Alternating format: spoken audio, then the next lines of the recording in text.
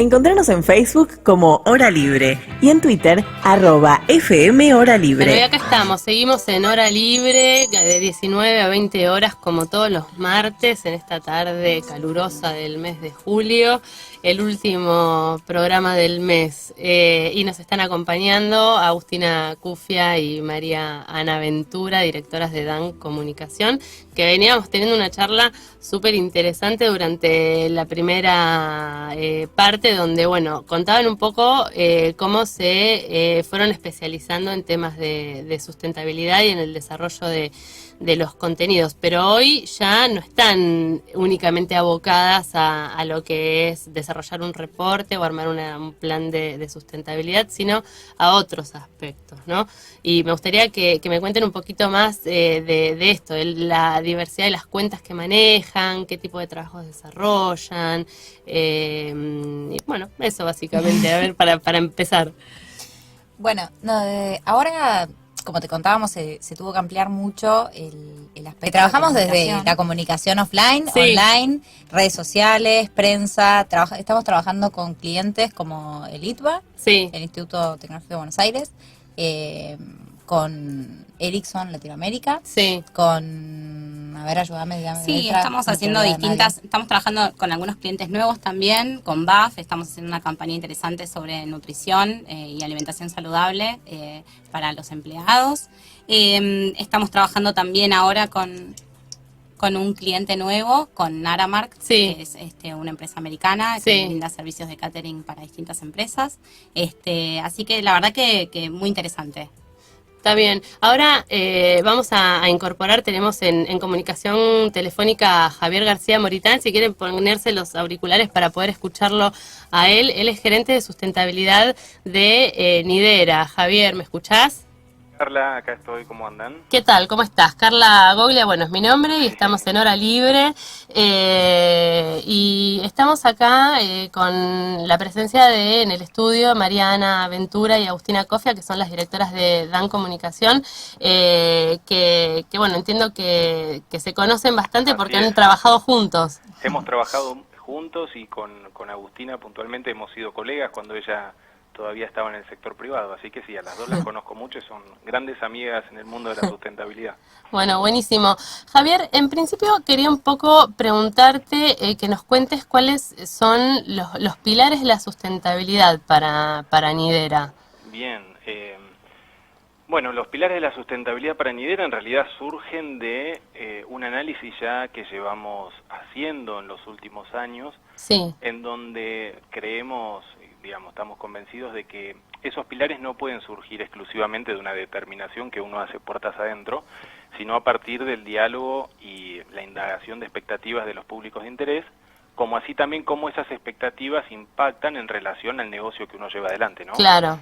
Entonces, bueno, tu pregunta viene muy bien en el contexto actual porque Nidera hizo durante el año pasado un análisis de materialidad, es decir, un relevamiento Sí. profundo, dialogando con sus públicos de interés, Sí. para detectar cuáles son aquellos principales temas sobre los cuales, digamos, se espera que gestionemos y comuniquemos los Bien. impactos que generamos, ¿no?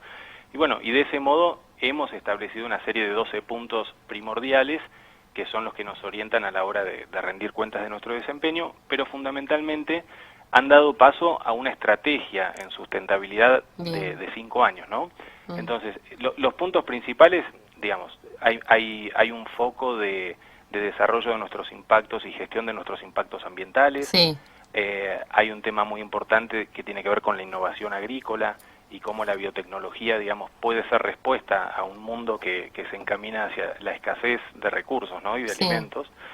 Pero así también los temas que hacen al cuidado de nuestra gente, ¿no? Y a desarrollar cada vez más oportunidades y desarrollo de las personas que trabajan en la compañía. Claro. Resguardar los estándares, ¿no? Tener un corpus de políticas y procedimientos cada vez más transparentes.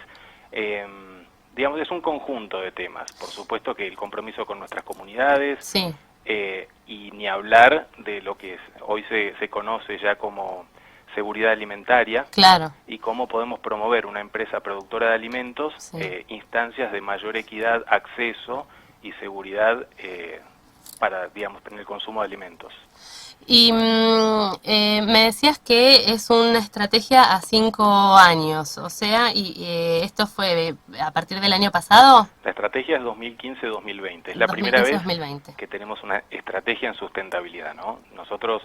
Qué interesante eso, Sí, que la debe verdad haber que sí. sido todo el proceso, digamos, anterior para llegar a Mirá, definir esta estrategia. el proceso de materialidad Sí. precisamente fue diálogos, encuestas y entrevistas con 290 personas a nivel global, siendo alrededor del 50% de ellos públicos de interés de Argentina. Sí. Digamos, Argentina tiene una influencia muy grande en el negocio de Nidera a nivel mundial, pues el 50% de sus operaciones o el volumen de su producción está en Argentina. Claro. Así que sí, fue un proceso más que interesante, ¿no? Porque era no solo sentarte con tus distribuidores, con tus accionistas, con tus empleados, con los colaboradores, sino también con las ONGs, Claro. y no las ONGs con las que uno trabaja como aliados y con las que, digamos, no hay ningún tipo de tensiones, sino precisamente con aquellas ambientalistas, Más por críticas, ejemplo, claro. que tienen algunos temas para observarnos o al menos para compartir su visión con nosotros. Entonces, bueno, estos temas se fueron construyendo en función de esos diálogos. Claro, muy interesante. Y bueno, hablábamos un poco de los públicos de interés y este trabajo que se viene haciendo con los públicos de interés. ¿Cómo los clasifican o cómo los tienen definidos estos públicos de interés? El abordaje y definición de públicos de interés está, digamos, creo que es bastante parecido al de la mayoría de las empresas, que obviamente los empleados ocupan un lugar primordial, como así también los clientes. En nuestro caso el impacto ambiental es un tema sensible porque, digamos, operamos con recursos naturales, operamos en el entorno natural, el relacionamiento con las comunidades, los accionistas, ni hablar en ese sentido. Es un abordaje muy similar. Lo que hemos aportado quizás a esa definición que puede ser vaga o sencilla, que cualquiera podría hacer porque coincide, digamos, independientemente de la industria, esos serían de algún modo los principales públicos de interés. Claro. Nosotros hemos establecido una serie de políticas, procedimientos y programas en relación con cada uno de esos públicos de interés, ¿no? Bien. Entonces, tenemos... O sea que con cada público de interés se relacionan y gestionan de una manera en particular. Absolutamente, y sostenidos en políticas estructurales que guían ese relacionamiento. Si hablamos de nuestra gente, por ejemplo, tenemos política de derechos humanos, procedimiento de debida diligencia en derechos humanos, ¿no? A la hora de contratar empleados temporarios que quizás vienen de regiones o viven en situaciones de vulnerabilidad social, porque muchos de ellos provienen de zonas, digamos, en donde la pobreza es una realidad, ¿no? Permanente. Entonces uno debe poner más atención y más cuidado a la hora de trabajar con personas que provienen de una situación desfavorecida, no solo para resguardar sus derechos y promoverlos como personas, sino también para ver cómo impactamos nosotros para mejorar la calidad de vida de ellos en su lugar de origen, por ejemplo. Muy importante. Y así con cada público, ¿no? Tenemos un abordaje de políticas, procedimientos y por supuesto diálogo. Claro. Creo que el diálogo es una de las características que ha marcado Nidera en los últimos años, en el sentido de entender que más que cuidar una reputación por querer mostrarnos, digamos, sin ninguna mancha, lo que buscamos es transparentar la gestión, abrir las puertas, entender que estamos en un camino de mejora continua y que no hay mejor estrategia en ese sentido que encontrarte con aquellos que incluso te critican, ¿no? Claro, seguramente, y eso es lo que te va a aportar a vos el valor para poder, como organización, mejorar de verdad, ¿no? Y reforzar aquellos puntos. Tal cual.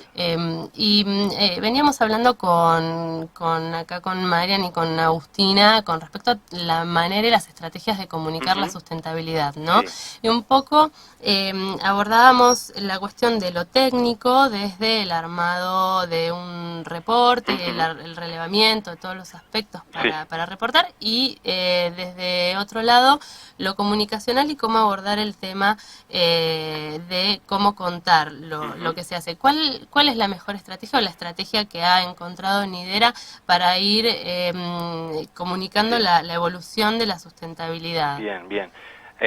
Más que la estrategia Nidera, me gustaría darte mi opinión, ¿no? Porque, Bueno, digamos, uno desde su posición personal, de su opinión, va construyendo, digamos, un posicionamiento en la empresa, pero me es más fácil hablarte desde mi opinión. Yo creo, y siendo un profesional que vengo de la comunicación, que aquello que no se comunica corre el riesgo de ser interpretado como que no existe, ¿no? Claro. Entonces, y más hoy en día, si vos no comunicás lo que haces y lo que haces responsablemente, seguramente dejes el espacio para que otros ocupen ese lugar y hablen de vos. Entonces sí creo hoy que es una gestión de responsabilidad social absoluta, comunicar y rendir cuentas de tu desempeño, ¿no? Bien. En ese sentido, creo que el dilema si comunicar o no comunicar, si la comunicación de la RCE, si vos gestionas responsablemente o estás en vías de hacerlo, tenés que comunicar cómo lo vas haciendo. O sea, el desafío de comunicar o no comunicar es comuniquemos lo que hacemos, ¿no? Básicamente. Y por qué no aquellos desafíos que todavía están por delante. Yo creo que es una especie de pecado del sector, o como surgieron muchas veces las áreas de responsabilidad social muy vinculadas a la gestión de la reputación, en donde parecía que uno debía mostrarse inmaculado, ¿no? Claro. Y creo que el aprendizaje de estos últimos años da a entender que es mucho más rico y más valioso mostrar cómo uno va haciendo ese camino, claro, en donde obviamente va sorteando un montón de obstáculos. Totalmente. O sea que una comunicación transparente, desestructurada, pero técnica, de algún modo, ¿no? Desestructurada en el estilo de abrir las puertas, pero estructurada porque esté sostenida por una estrategia, una política, un plan, pero sin dudas hay que comunicar. En el caso de Nidera, más puntualmente, y respecto a los reportes de sustentabilidad, por ejemplo, nosotros pensamos el reporte en un público común, ¿no? No en un público especializado. Bien. No en un público de nicho, porque creemos que sería una oportunidad desperdiciada. Un reporte puede ser leído si uno lo hace atractivo, ¿no? Y llevadero por muchos un público más masivo, seguramente. No hace falta, como decís vos, apuntar exclusivamente al público especializado. Igualmente me parece que el público especializado de alguna forma siempre va a estar en tema y va a estar sabiendo cuál es la evolución de lo que venís haciendo. Claro, entonces un poco el abordaje que nosotros elegimos para el reporte es tratar de tener un criterio periodístico a la hora de ir comunicando aquellos resultados que vamos obteniendo, no pecar de hipertecnicismo, porque creemos que es una perspectiva equivocada. Claro. Y por ejemplo, la tabla de indicadores GRI, que obviamente fortalecen y le dan una estructura a un reporte, le dan una razón de ser sostenida en indicadores internacionales y demás. Nosotros lo ponemos en un link en la página web, que aquel que quiere ver cómo encontrar el indicador específico de tal rubro y género, cómo se encuentra en el reporte, que el especializado lo vaya a buscar. Claro. Mientras tanto, en el reporte facilitamos una lectura mucho más llevadera y agradable para cualquier tipo de público, ¿no? Claro, muy interesante. Y para ir cerrando, ¿cuáles son los que vos considerás los desafíos del agro en el futuro inmediato, digamos? Bueno, mirá. O más de largo plazo. Sí, totalmente. Nosotros, como sabés, Carla, vamos a un escenario en donde, teniendo en cuenta las perspectivas de desarrollo sustentable, las personas emigran del campo hacia las ciudades, ¿no? Y eso implica una concentración de personas en los tejidos urbanos que en la mayoría de las veces van a vivir a asentamientos y a barrios precarios, porque las ciudades en el mundo y en la Argentina cada vez están menos preparadas para recibir esa migración. Claro. Y bueno, y creemos nosotros, teniendo un rol preponderante en el interior de los países, puntualmente en Argentina, creo que es un poco nuestro desafío y nuestra misión generar escenarios de desarrollo a nivel integral, ¿no? Que los pueblos del interior que corren el riesgo de desaparecer, muchos de ellos ya han desaparecido. Bueno, nuestra misión, si tenemos un rol preponderante en esos entornos, debemos invertir, porque no, digamos, esta idea ya un poco trillada, pero no por eso deja de tener validez. No, seguro. No hay empresas exitosas en sociedades que fracasan. Sí, totalmente. Entonces, nuestro desafío es promover el desarrollo de la ruralidad. Puntualmente de Nidera, no es ya tener un foco de acción en donde nos contentemos por decir, no, nosotros nos ocupamos de la educación y de la empleabilidad de jóvenes, ¿no? Entonces, ya damos por cumplida digamos, el rol en responsabilidad social. No, nuestro desafío es promover el desarrollo de la ruralidad, fortaleciendo la educación, la empleabilidad de jóvenes, pero también generando oportunidades y fortaleciendo las instituciones de los pueblos, Claro. para evitar o revertir esta tendencia que lleva a la desaparición de los pueblos. Muy interesante lo que planteas, y vos decís fortaleciendo las instituciones de los pueblos. Sí. Me imagino que esto tiene que ser un trabajo de articulación también, ¿no? Absolutamente. Nosotros estamos hoy llevando adelante una tarea conjunta de articulación con el Estado Claro. y con una organización que Responde, en este caso. Responde tiene la misión justamente de ayudar a que pueblos del interior de menos de 2.000 habitantes no desaparezcan.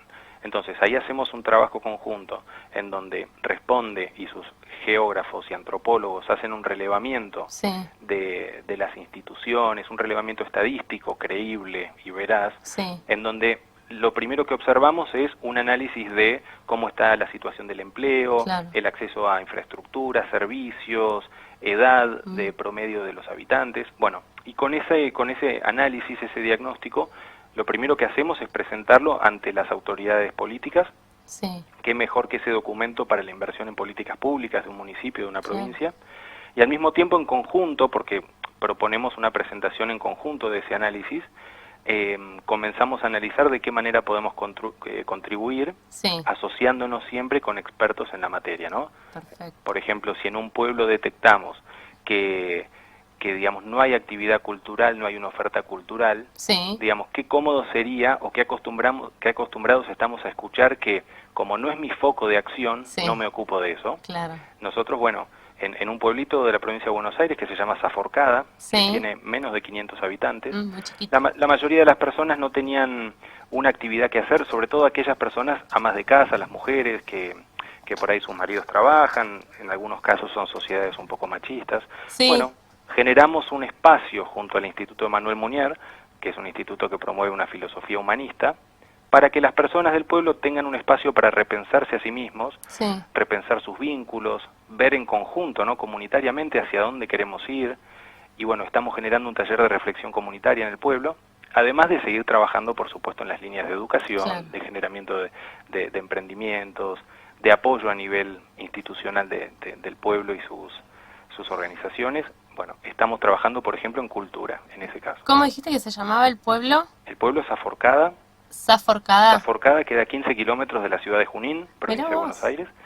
Y sí, Y tan cerca de una ciudad tan grande, ¿no? exactamente. Y por eso a veces se las descuida un poco a los pueblos, ¿no? Claro, Pierden su identidad porque se asocian a las ciudades más grandes. claro. Y la verdad es que hay una riqueza cultural, histórica, en cada pueblo de la provincia de Buenos Aires y de la Argentina que merece la pena reivindicarse, Seguro. darse a conocer.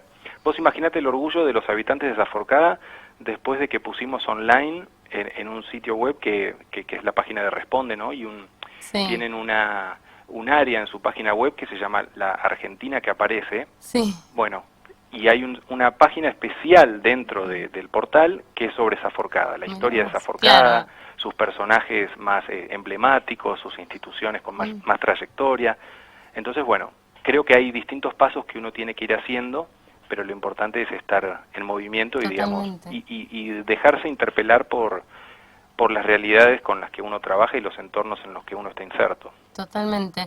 Bueno, Javier, quiero agradecerte este rato. La verdad es que muy interesante todo lo que nos has contado y muy interesante la historia de Zaforcada. No, buenísimo. Otro día charlamos de Zaforcada porque hay mucho por hacer y mucho por Sí. seguir conociendo de ese pueblo tan rico. Sí, me pareció increíble, lo vamos a profundizar. Dale, Bueno, cuando quieras, estábamos Carla. entonces hablando con Sí. Javier García Moritán, gerente de sustentabilidad de Nidera. Muchas gracias, Javier. Gracias, Carla. Saludos a las chicas de Dan. Chao, Javi. Chao. Nos vemos por ahí. Nos Adiós, vemos, gracias. hasta pronto.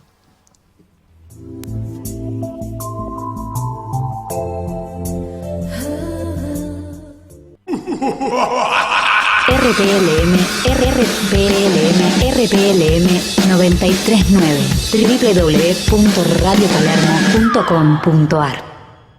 Inicio espacio publicitario. En Salonito trabajamos para que tu fiesta sea mágica y tu recuerdo inolvidable. Podés festejar cumpleaños, egresaditos, baby shower, bautismos, bar mitzvah y mucho más. Aquí viven tus fiestas. Salonito.com.ar. Fin espacio publicitario.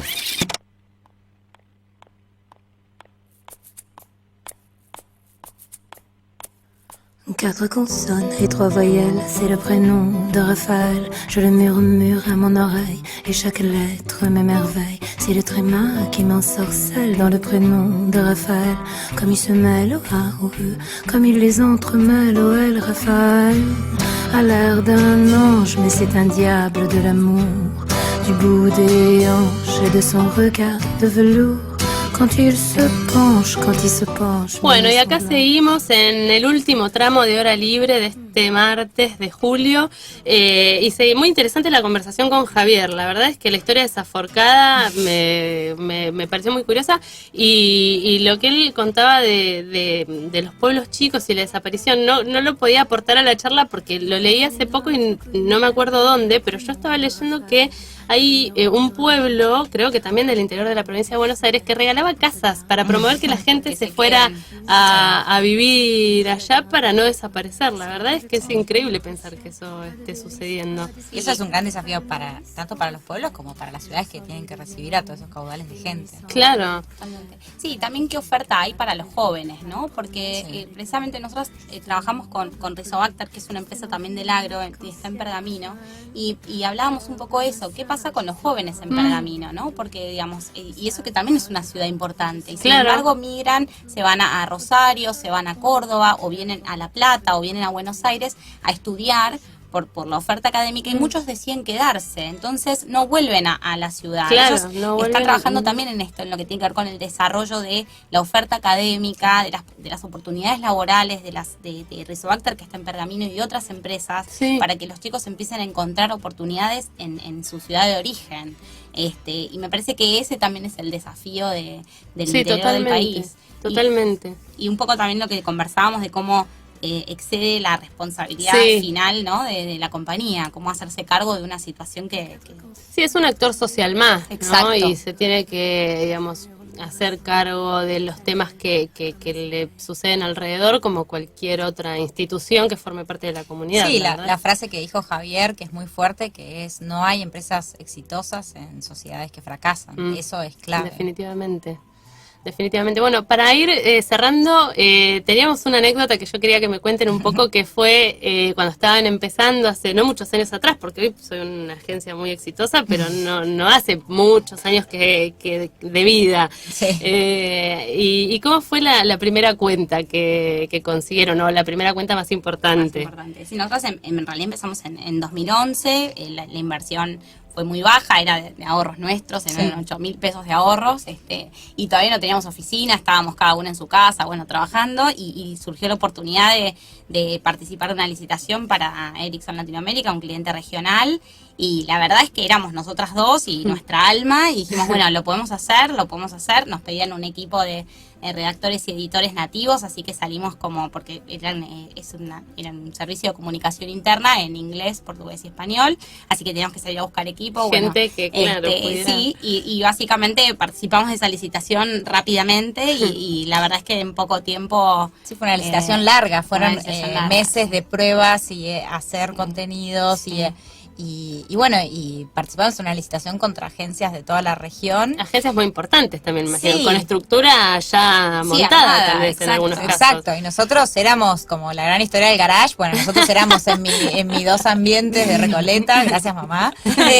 que era la sede, y éramos nosotras dos, y cuando salió esa licitación no lo podíamos creer porque nos habíamos mandado. Sí, fue como, bueno, no sale, y claro, me llamaron a mi casa para decirme, una persona de Costa Rica me decía que habíamos ganado la licitación. María en ese momento estaba haciendo la maestría en Universidad Austral de Gestión en Comunicaciones, y la llamé y dije, bueno, ganamos, no sé cómo. No la podíamos creer. No la podíamos creer. Fue ese día que Marian perdió el habla. No la podíamos creer, y bueno, y eso... Digamos, eso marcó el inicio, porque a partir de ahí hubo una profesionalización impulsada por un cliente regional que nos llevó a tener oficina, a tener equipo, a crecer, y aparte de la importancia y el mérito de haber ganado esa licitación, haberlo podido sostener. Exacto. Sí, por supuesto. No, además, la verdad es que nos hicieron muchas pruebas. Fue ganada en muy buena honra, pero bueno, ellos creo que no se imaginaban en ese momento que realmente éramos nosotras dos y, No, claro. y nadie O sea más. que un muy buen trabajo de comunicación externa para Fue- Dan. Exacto, fue, sí, y sí. posicionamiento de la agencia. Pero bueno, como nos pasó en muchos casos, una amiga del sector, una Sí. colega, nos Las llevó recomendó. y sí, exactamente. Sí. Y bueno, como nos pasó con Javier y con otras personas, ¿no? Siempre son Claro. amigos y colegas que confían en nosotras.